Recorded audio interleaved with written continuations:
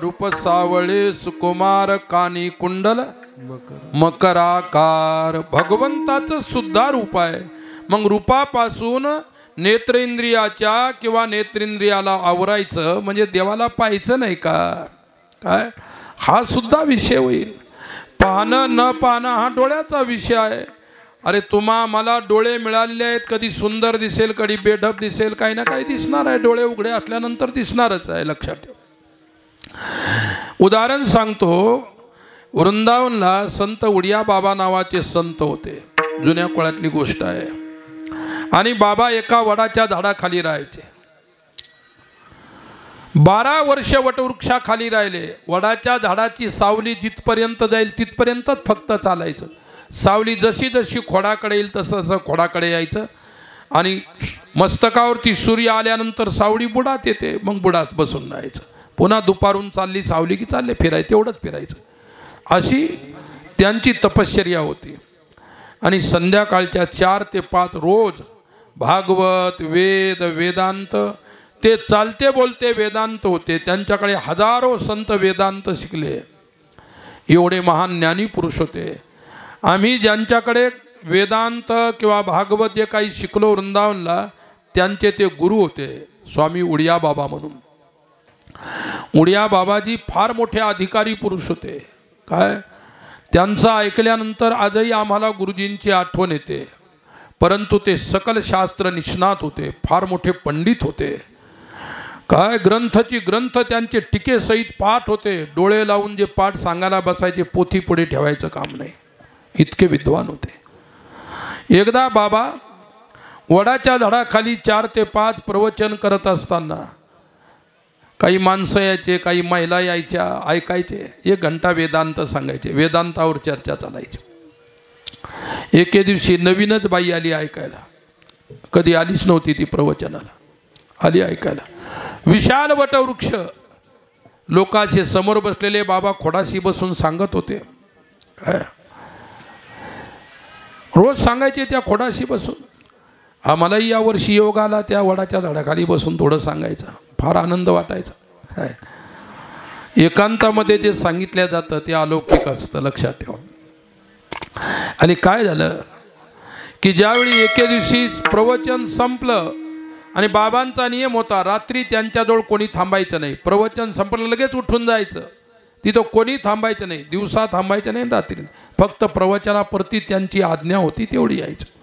आले लोक, बसले, ऐकलं, सरळ उठून गेले. नवीन बाई उठलीच नाही, तशीच बसून राहिली. बाबा म्हणाले, बाई आता उठून जा, आता प्रवचन संपलं, इथं कोणी थांबत नसतं. नाही, मला काही प्रश्न आहे म्हणून मी थांबले. मग प्रवचन चालू असतानाच विचारायचे होते. बाबांना वाटलं काही शास्त्रातले प्रश्न असतील, आहे की नाही. अरे पोथी भागवत ऐकणाऱ्याजवळ सुद्धा कुठे शास्त्रातले प्रश्न आहेत. काय भागवतात जर शास्त्र असेल तर ऐकणारे शास्त्र राहील.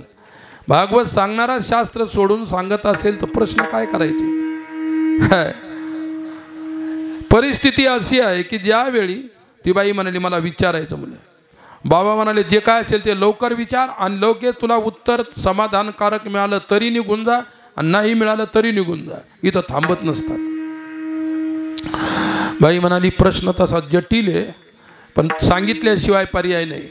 आणि मी तुम्हाला अगोदर सांगून ठेवते, आजच्या दिवस आले मी काय, परंतु आता इथून पुढे मात्र तुमच्या प्रवचनाला कधीच येणार नाही.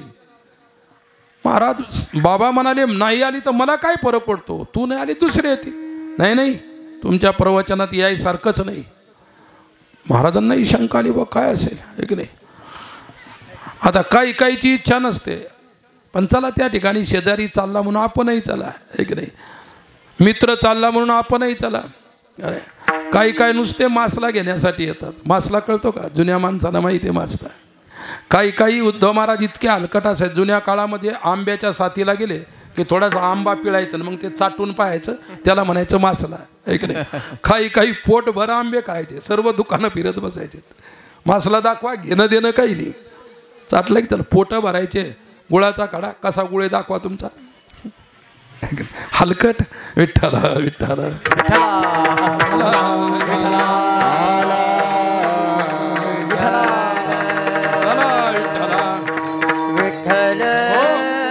पंग सप्त्यातली एकही सोडायची नाही, पण पट्टी 5 रुपयाची पाडायची नाही. याला म्हणतात हलकट, दुसरं काय नाही. बाबा म्हणाले काय प्रश्न आहे? म्हणे महाराज तुमचं लक्ष नसेल पण माझं बारीक लक्ष होतं. म्हणजे बरं झाले बाई तुम्ही लक्ष द्यायसाठी आल्या, कोणीच लोणाचं लक्षच नाही कशात काय चालू आहे. म्हणजे काय सांगायचं? नाही माझा प्रश्न असा आहे की त्या पारंबील टेकलेला बसून माणूस होता ना, पूर्ण प्रवचन होईपर्यंत सारखा माझ्याकडे पाहत होता. प्रवचनात हे धंदे असतात का? काय माझ्याकडेच पाहायचा. मग बाबासुद्धा, अरे तुम्ही 5-10 गावचे पाणी पिलेले असतात, बाबाने किती गावचं पाणी पिलंस ते सांगता येत नाही. म्हणून 7 दिवसाच्या नादी लागू नये, लक्षात घ्या. विठ्ठल विठ्ठल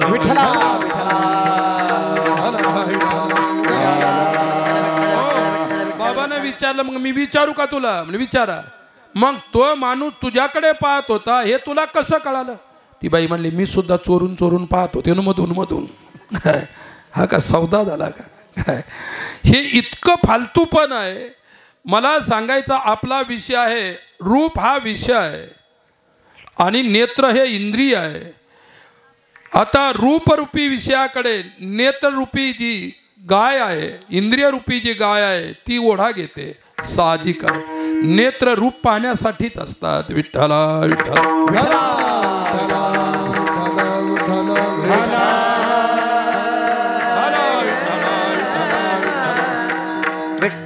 हो.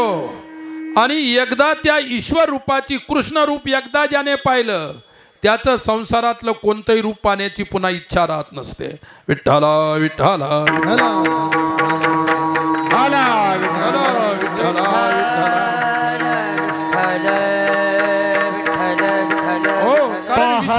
श्रीमुख सुखावले सुख पाहता श्रीमुख सुखावले सुख पाहता श्रीमुख सुखावले सुख पाहता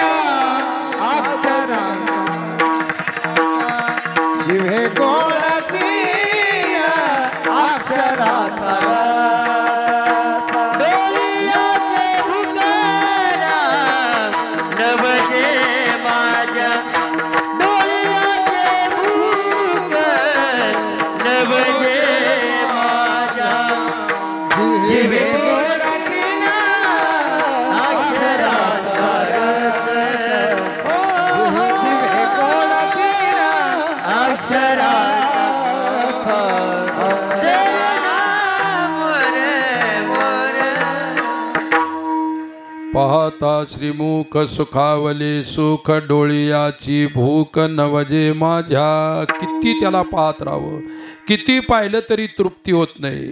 काय हे वैष्णव जीवन आहे. आणि म्हणून परमेश्वराकडे एकदा त्याच्या स्वरूपाला पाहिल्यानंतर दुसरी रूप जगात पाहणारच नाही डबल तुम्ही, पण त्याचं स्वरूप एकदा अवलोकन केलं गेलं पाहिजे.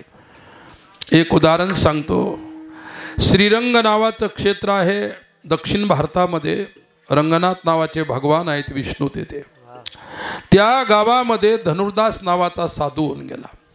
अगोदर तो व्यक्ती इतका नास्तिक होता, काय सर्व प्रकारचा नास्तिक, सर्व प्रकारचे व्यसन, कोणता नाद त्याला नव्हता असा नव्हता. सर्व प्रकारचा तो सर्वांगीण होता, ज्याला तुमच्या आधुनिक भाषेमध्ये ऑलराऊंड म्हणतात. ऑलराऊंड होता, कशातही तो होताच. काय एकदा त्याच्या वडिलाचं श्राद्ध आलं. श्राद्ध आल्यानंतर पत्नी साधू होती आणि तो नास्तिक होता, कामी होता, विषय कामी होता, भोगी होता. बाई म्हणाली का हो? कारण तो सकाळी उठला, तोंड धुतला, आंघोळ केली की पहिला वेश्येच्या घरी जायचा, दिवसभर वेश्येच्याच घरी राहायचा. एके दिवशी वाटलं हे आंघोळ केली की जाणार आहे, पण आज त्यांच्या वडिलाचं श्राद्ध आहे. म्हणाले महाराज तुमच्या आज वडिलाचं श्राद्ध आहे, दुपारपर्यंत घरी थांबा आणि नंतर वडिलाचं श्राद्ध करा आणि नंतर जा तुम्हाला जिथे जायचं दिसेल. तिचं काही म्हणणं नव्हतं. ती सज्जन स्त्री होती, पतिव्रता होती बिचारी. हा म्हणाला ते वडिलाचं श्राद्ध वगैरे मी काय नाही हे करत, सोड तिकडे. दरवर्षी काय करायचं श्राद्ध, दरवर्षी पितर, दरवर्षी पितर, दरवर्षी पितर. आणि काही ना गयत काशीत घालतात, म्हणतात की पुन्हा घालायचं कामच नाही. काय ही पळवाट आहे. काय असायचं, काशी करून आले की काशी पळकायचं नाही. तुम्हाला कोण सांगितलं काशी पळकायचं नाही? अरे आम्ही काशीत राहून काशी पळक आले. सर्वात स्वस्त ती भाजी काशी पळाची. काशी पळ आणायची आणि त्याची भाजी करायची. मग आम्ही काशीत राहून काशी पळक आले आणि तुम्ही काशी करून आल्यानंतर काशी पळ सोडून देता, हे की नाही? काशी पळ दारू सोडा. काशी पळ सोडल्यापेक्षा काशी पळ सोडण्यात कोणता पुरुषार्थ आहे? काय दारू सोडा, माळ घाला, वाईट व्यसन सोडा, माळ घाला. काशी पळ कशाला सोडता? आणि मग सांगितलं महाराज तुम्ही आता वडिलांचं श्राद्ध करा. 12-1ला वडिलांचं श्राद्ध होतं, नंतर जा. ते म्हणे मला दुपारी नाही का जास्त ऊन तपलं तर कमी दिसतं. बाई म्हणाली मी तुम्हाला खांद्यावर बसून नेऊन सोडते असं काही नाही. शेवटी तो ऐकायला तयार नाही, गेलाच वेश्येच्या घरी. त्याच्या पाठीमागे बाई गेली, बायको त्याची. आणि त्या वेश्याला हात जोडून प्रार्थना केली. सांगितलं बाईसाहेब आजच्या दिवस यांना फक्त दुपारपर्यंत सुट्टी द्या. आज यांच्या वडिलांचं श्राद्ध आहे आणि श्राद्ध संपल्यानंतर मी स्वतः यांना घेऊन इथं पोहोचून देईल, पण एवढी कृपा करा. कोणाला केली प्रार्थना? वेश्याला. ती का प्रार्थना करण्याच्या लायक होती का? परंतु याच्या वडिलाचं श्राद्ध व्हावं ही तिला गहे होती. शेवटी वेश्येनं त्या पतिव्रतेचे त्या बाईचे शब्द ऐकले आणि ऐकल्याबरोबर वेश्येनं निश्चय केला, लाचार, नीच, पुन्हा माझी पायरी कधीच चढायची नाही तू. एवढी धर्मात्मा पत्नी तुझ्या घरी असताना नीच माझ्याकडे येतोस, धिक्कार आहे तुझा. काय याला काय झालं असेल, झालं वेश्याला वैराग्य झालं. वेश्येनं त्या तिच्या घराच्या पायऱ्या उतरल्या आणि सांगितलं भविष्यात कधी या घरात येणार नाही पुन्हा. वेश्येला त्या बाईच्या शब्दानं वैराग्य झालं. ज्याच्या जीवनामध्ये तपश्चर्या फलीभूत झालेली असते त्याच्या शब्दामध्ये सामर्थ्य असतं, लक्षात ठेवा. विठ्ठला विठ्ठल विठ्ठला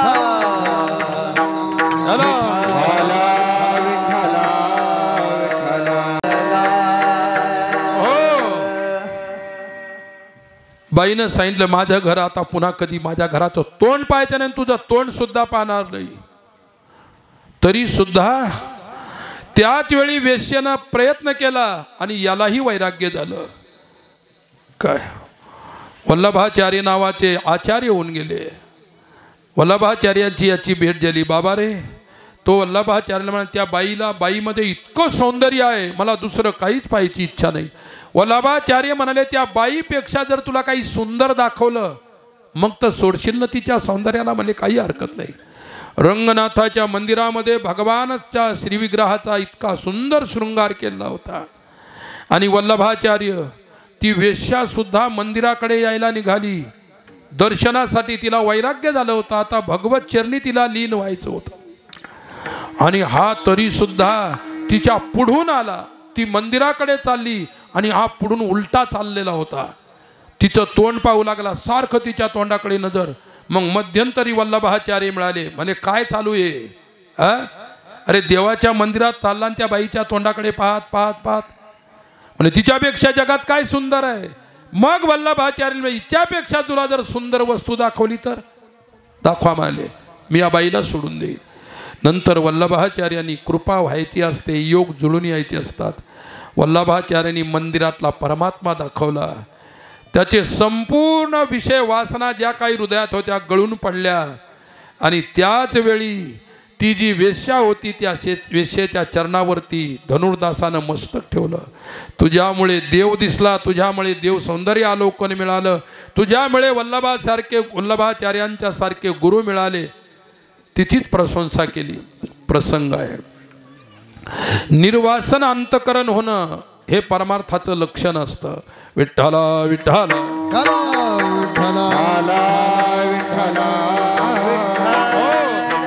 इकडे गोकुळामध्ये श्रीकृष्ण सुद्धा म्हणतात चला वळू गाई. चला आता इंद्रिया गायी वळायच्या मध्ये इंद्रिय संयम करायचा. काय नेत्राचा संयम, विषयाचं रूप या विषयाची आसक्ती सोडून होत असते. प्रत्येक विषय, प्रत्येक इंद्र त्याची आसक्ती सोडून आपल्या मुख्य विषय परमात्म्याला भोगत असतो. आणि देवाने म्हटलं, गड्यांनो, आजपर्यंत गोकुळामध्ये अनेक चोऱ्या केल्या, अनेक लीला केल्या. मी त्या लीला तुम्हाला सांगितल्या नाही, पण लीलेचं रहस्य जरूर सांगितलेलं आहे. विठ्ठला विठ्ठला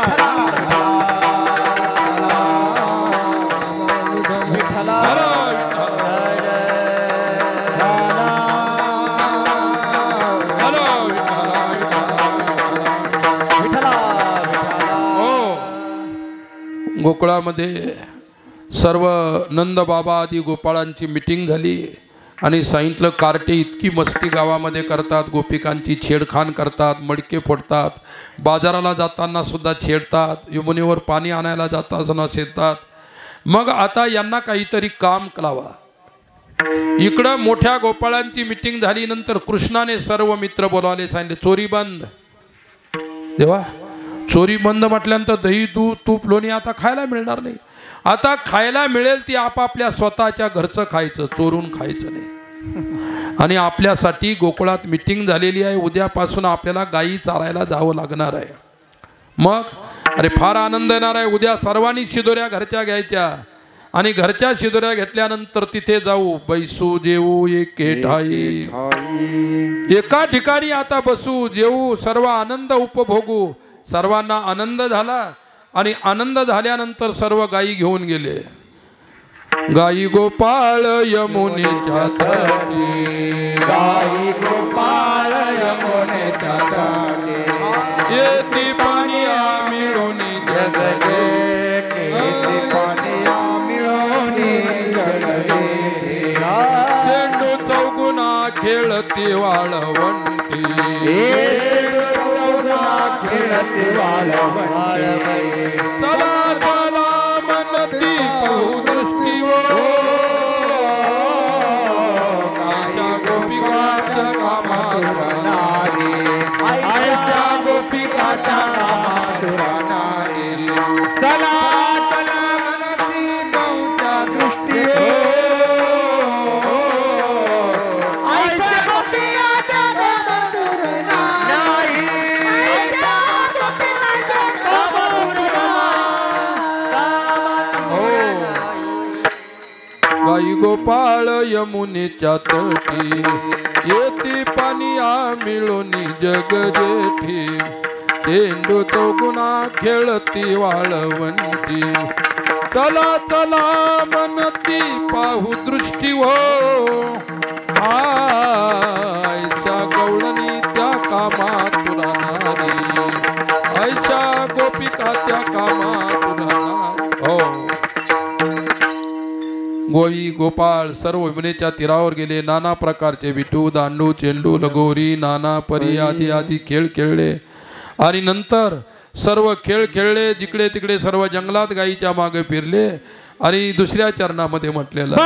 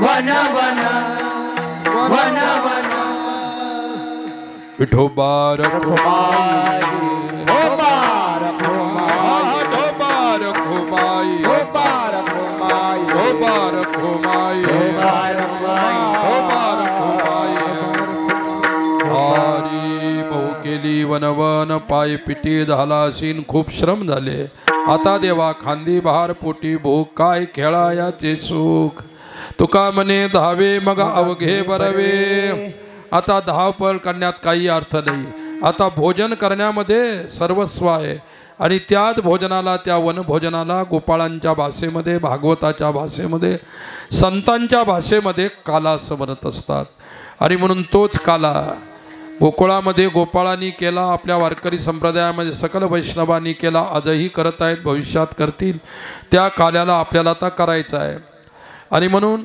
शेवटचे 2 शब्द सांगतो माऊलीचं भजन नंतर त्या ठिकाणी काल्याचा अभंग नंतर समारोप होईल विठ्ठला विठ्ठला विठ्ठला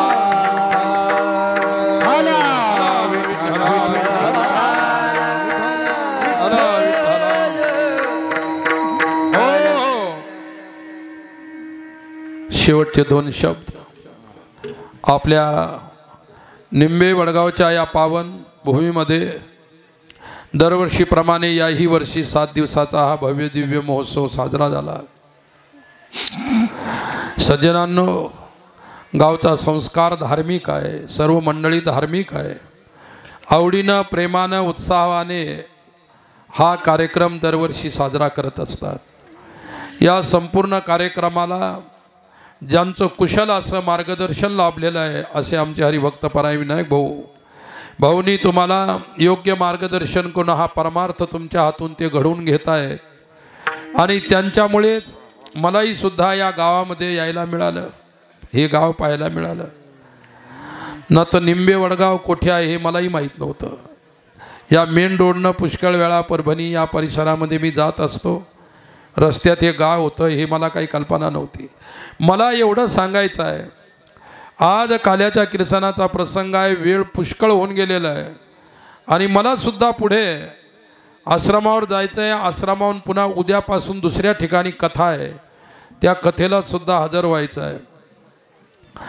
सज्जनांनो खूप आनंद वाटला 7 दिवस सतत बोलून बोलून पुन्हा दुसरे कार्यक्रम असतातच मधात त्यांनाही करून तोंडही थकलेलं आहे शरीरही थकलेलं आहे परंतु माणूस किती जरी थकला असेल आणि एखाद्या वेळी अनुकूल परिस्थिती झाल्यानंतर माणसाचा थकवा वाटत नसतो त्याला आनंद वाटत असतो म्हणून आज ताल स्वराची समर्थ साथ मिळाल्यामुळे काय आमचे हरिभक्तपरायण काकडे गुरुजी असतील हरिभक्तपरायण उद्धव महाराज शिंदे असतील आणि हे मागच्या वर्षी यांचं काय नाव आहे संजय महाराज दत्ता महाराज संजय महाराज आहेत खंडू महाराज खंडोबा महाराज आहेत या दोन्ही सुद्धा मृदंगाचार्यांनी ऐकले अतिशय सुंदर अशा प्रकारची काय असतं कोणती कला असेल शास्त्र असेल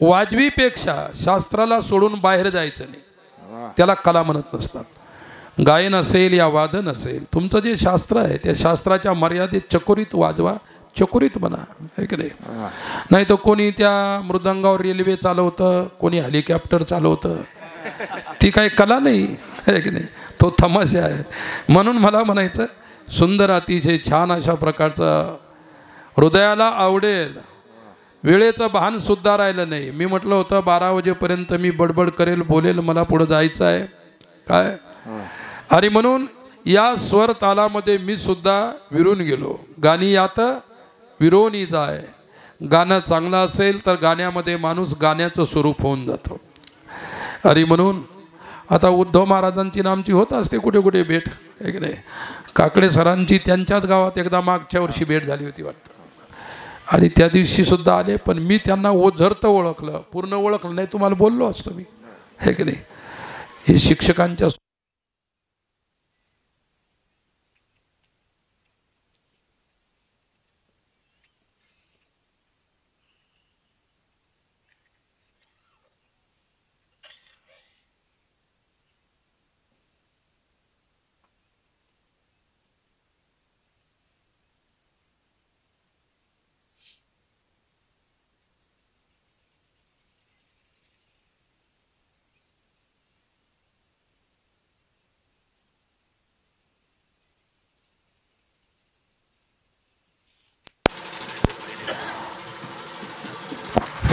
मग अतिशय छान अशा प्रकारचे ताल आणि स्वर खूप ऐकावंसं वाटतं असं गायन आहे.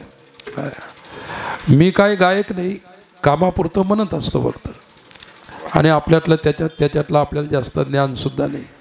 परंतु ही जी गुणवान मंडळी गाते त्याच्यामध्ये विरून जात असतो, मला खूप आनंद वाटतो काय.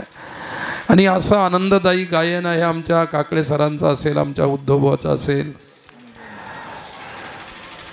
आपला मराठवाडा ही गुणाची खाण आहे एक नाही. आमच्या त्या परभणीच्या भागात सोनोळा आहे, रत्नाचीच खाण आहे. सर्वरत्न एका चढ एक नाही. उद्धव महाराज त्या दिवशी होते, आपल्या कीर्तनात सर्वरत्न आले त्या गावाचे, फक्त पंढरीनाथ बनवते आले मांडेवाडगावला. खूप आनंद आला मला तर. अशी मंडळी आठली तर कीर्तन केल्यापेक्षा ती ऐकायचाच आनंद जास्त वाटतो काय. म्हणून हा सर्व योग जुळून आला. गावाचा हा मागच्या वर्षी इथं कार्यक्रम मी कथा वाचन केलं, याही वर्षी कथा वाचन झालं. भविष्य सांगता येत नाही सज्जनांनो, तुमचं येईन माझं येईन कोणाचंच. परंतु परमार्थाची ही प्रवृत्ती गावाला परमेश्वराच्या कृपेनं, साधू संतांच्या कृपेनं जी लाभलेली आहे. गाव अतिशय चांगला आहे, सज्जन आहे, सात्विक आहे, करण्याची उत्तुंग भरारी सर्वांची आहे. आता तिकडे आम्ही राहायचो गावाच्या बाहेर, म्हणजे गावाच्या गायला की आम्हाला शिवाराच्या पलीकडे फेकून दिलं दुसऱ्याच गावच्या शिवारात, आणि तिथं पण इतका आनंद आला. आता मला असं वाटतं इकडं आलं तर कधी आपण कोणाच्या गावात घुसणार नाही बा. मस्त एकदम ते ठिकाण मिळालं आपल्याला थांबायला. मी पाहिलं होतं मागच्या वर्षी बरं का, पण यावर्षी तिथं थांबण्याची इच्छा झाली. योगायोग आहे. परमेश्वर ठेविले अनंते, जिथं ठेवील तिथं राहायला पाहिजे, ही आमची वृत्ती असते. आणि मला जंगलं शेतं काही काही गावात 7 दिवस जरी कथा असली तर मी शिवारातच असतो, तिकडेच झोपणं तिकडेच खाणं तिकडे सर. फक्त सकाळी आपल्या ठिकाणावर यायचं आणि कथेच्या टायमावर कथेत यायचं. आमच्या ते पोखरणीला कथा होती उद्धव पोखरणीला, 7ही दिवस तिकडं शेतायनच. फक्त कथा सुरू व्हायच्या टायमात 5 मिनिट अगोदर यायचं आणि कथा संपल्यानंतर अर्धा घंटा लोक भेटायचे चाटायचे, नंतर जायचं आहे की नाही. तिकडं त्या रानातल्या गाई देवगाई, हे तुमचे रोही हरणं काय निरागस प्राणी आहेत, पण माणसापेक्षा निरागस आहे. राग नाही, द्वेष नाही, आणि अशामध्ये राहण्याला सुद्धा आनंद येतो. माझं प्राणी मात्रामध्ये पुष्कळ वर्ष आयुष्य गेलं. मला अनेक प्राण्यांची भाषा कळते, टिटवीची भाषा कळते, कबुतराची भाषा कळते, कावळ्याची भाषा कळते आहे की नाही. आणि तुम्हाला कळत असेल का त्याची घोड्याची, ती गोष्ट वेगळी आहे, कारण त्याच्या सान्निध्य आहे तुम्हाला आहे की नाही. तर काही हरकत नाही, कशाची तरी कळाली पाहिजे. कळणं हे महत्त्वाची गोष्ट आहे. तुम्हाला जरी तुम्ही आयुष्यभर कळाले तरी भरपूर परमार्थ झाला. आणि हा परमार्थ आपल्या गावात या मातीमध्ये घडतो, म्हणून गावाचं सौभाग्य आहे. भाऊच्या मार्गदर्शनामध्ये तुम्ही हा कार्यक्रम इतका छान करता. रात्रीसुद्धा छान छान कीर्तन होतात, दिवसभर कथा होते, आणि त्याच्यातून तुम्हाला पुष्कळ असं श्रवण करायला मिळतं. मीही 7 दिवस तुम्हाला सांगण्याची कोशिश केलेली आहे, आणि म्हणून तुम्हाला जेवढं गोड वाटत असेल तेवढं गोड करून घ्या. बाकी आमच्या झोळीत टाकून जाऊ द्या, आम्ही घेऊन जाऊ.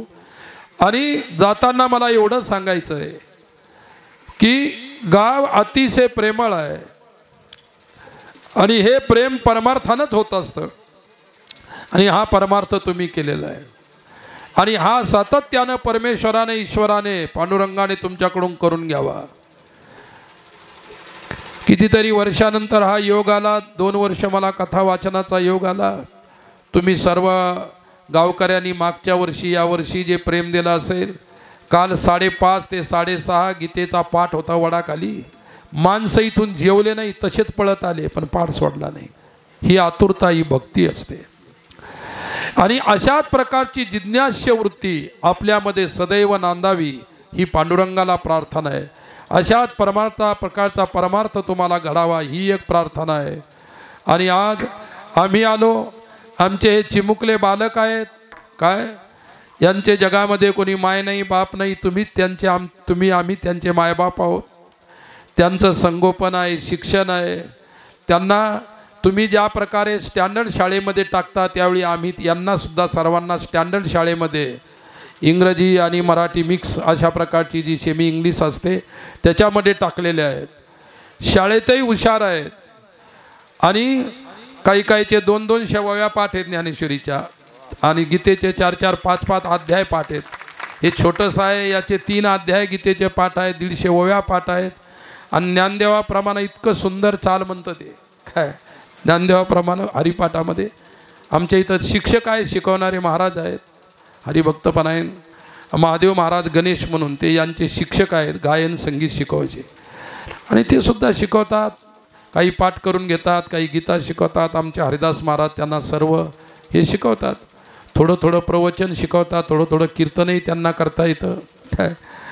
परंतु त्यांचं जीवन घडलं पाहिजे, त्यांना उत्तम शिक्षण मिळालं पाहिजे आणि उत्तम परमार्थही मिळाला पाहिजे याची कोशिश असते काय. आज जगामध्ये त्यांचं कोणी नाही आणि म्हणून त्याची जबाबदारी आश्रमानं घेतलेली आहे. त्यांना लहानचं मोठं करायचं, त्यांना प्रेम द्यायचं. अरे आई असतील तर प्रेम देईल, त्यांची स्वतःची आई नाही म्हणून आपण त्यांना प्रेम द्यायचं नाही का. आम्ही एवढी कोशिश करतो की त्यांना त्यांची आई आयुष्यात आठवली नाही पाहिजे, एवढं त्यांना अशा प्रकारचं प्रेम देऊन वाढवायचं आहे. आणि याच्यासारखी कोणती सेवा नाही मोठी काय. ही सेवा आश्रम करतो. वृद्धांची सेवा आहे, म्हातारी माणसं आहेत त्यांच्यासाठी सेपरेट आश्रम बांधकाम चालू आहे, आता शेवटच्या टप्प्यात बांधकाम आहे. आणि आम्ही सध्याची ती वृद्ध आमच्या पळसखेड आश्रमावर ठेवलेली आहे. एका डॉक्टर भक्तांनी 5 करोड रुपयाची 3 एकर जमीन हायवेला टच 2 हायवेला टच होणारी जमीन दिलेली आहे. तिच्यामध्ये आश्रमाचं बांधकाम असेल. तुमच्याकडे कोणी अनाथ असतील, ज्याला आई नाही किंवा ज्याची काहीच व्यवस्था नाही घरी, अशी आई नसलेली मुलं, कोणाला आई आहेत पण बाप नाही, अशी मुलं, एक पालकत्व ज्यांना आहे, अशी एक पालकत्वावरी जरी मुलं असतील तर आपण केव्हाही आम्हाला फोन करा, तुम्ही आणून घाला. फक्त आमच्या गव्हर्मेंटचे जे नियम आहे त्या नियमात ते बसलं पाहिजे तर आम्ही घेऊ. त्याच्या व्यतिरिक्त आमच्याकडे 60, 70, 100 मुलं वारकरी संप्रदायाचं शिक्षण आणि शालेय शिक्षण, शाळासुद्धा 8वी ते 12वी आश्रमामध्येच आहे. त्या मुलांचं निःशुल्क शिक्षण, त्यांच्याकडून एकही पैसा घेतला जात नाही.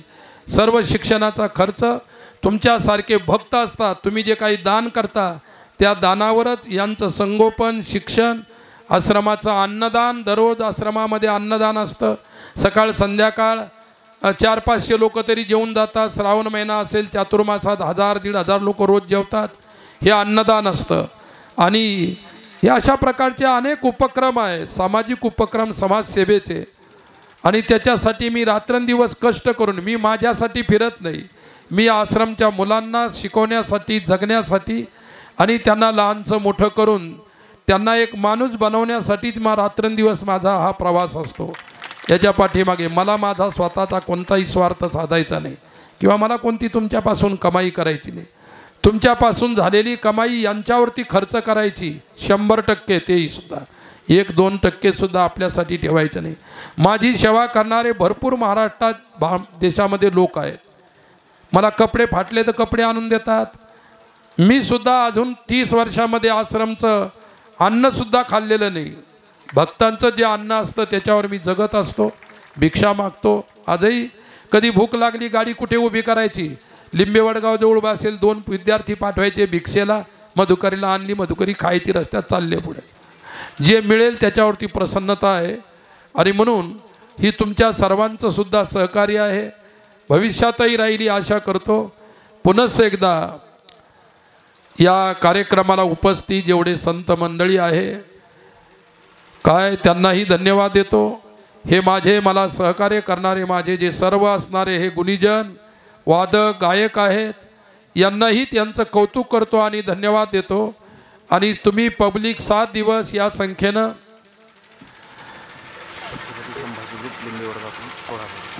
छत्रपती संभाजी ग्रुप या छोट्या बालकांसाठी 16,000 रुपये या लहान मुलासाठी त्यांनी अशा प्रकारचं या तरुण मुलांनी दान केलेलं आहे. धन्यवाद, आशीर्वाद त्यांना आणि समस्त भक्तगणांना आशीर्वाद.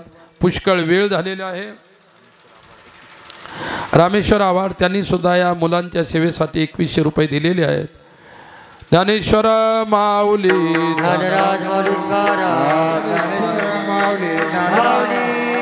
ज्ञानेश्वर माऊली ज्ञानराज म्हणून ज्ञानेश्वर माऊली कंठी धरला कृष्णा मने अवघाजने प्रकाश काला वाटू एकमेका वैष्णवनिका संभ्रम वाकोनिया ब्रह्मादिका उत्तम लोका काला वाटू एकमेका वैष्णवनिका संभ्रमा दयांडी घ्या घ्या घ्या शिंके लाविले रे होतो तिघाचे वरी तुम्ही भारे तुईकडे मुख पसरून गळे महाराज तुई दाखो परा हरे रोही गुरे मुखा पसारो मने हाती टोका देखवणे देखा वारे चोही गडे मुखा पसारो गडे कंठे धरिला कृष्णा मनी अवघाजनी प्रकाश काला वाटू एकामेका वैष्णवनिका संभ्रमा बाकोलिया ब्रह्मादिका उत्तम लोका दाखवू